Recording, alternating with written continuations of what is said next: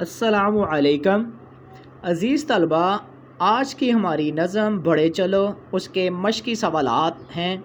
اس کے پہلا مشقی سوال ہے، سحر سے پہلے چلنے سے کیا مراد ہے؟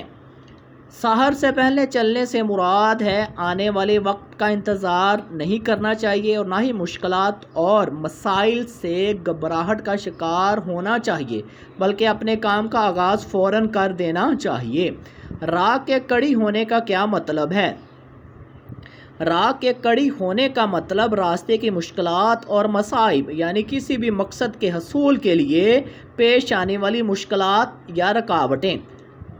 اگر انسان کوئی کام شروع کرنے سے پہلے ہچکچاتا رہے تو اس کا کیا نتیجہ نکلتا ہے؟ اگر کوئی انسان کام شروع کرنے سے پہلے ہچکچاتا رہے تو اس کا نتیجہ یہ نکلتا ہے کہ اس کے اندر اعتماد کی کمی ہو جاتی ہے اور وہ صحیح طریقے سے کام نہیں کر پاتا۔ کام کرتے وقت کن باتوں کی طرف توجہ دینی چاہیے؟ کام کرتے وقت ان باتوں کی طرف توجہ دینی چاہیے۔ کام کا آغاز کرتے وقت ہچکچانا نہیں چاہیے، خود اعتمادی کے ساتھ کام کرنا چاہیے۔ اگر کوئی رکاوٹ ہو تو اللہ سے مدد مانگنی چاہیے۔ کسی خوف اور خطرے کے بغیر کام کی تکمیل کرنی چاہیے۔ ہمت، حوصلے اور لگن سے کام کرنا چاہیے۔ اس نظم کے ذریعے شاعر نے ہمیں کیا پیغام دیا ہے؟ اس نظم کے ذریعے شاعر نے ہمیں یہ پیغام دیا ہے کہ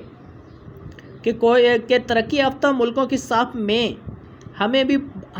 ہم بہت پیچھے رہ گئے ہیں، اس لیے ہمیں ترقی، کامیابی اور خوشحالی کے حصول کے لیے سخت محنت کرنی پڑے گی۔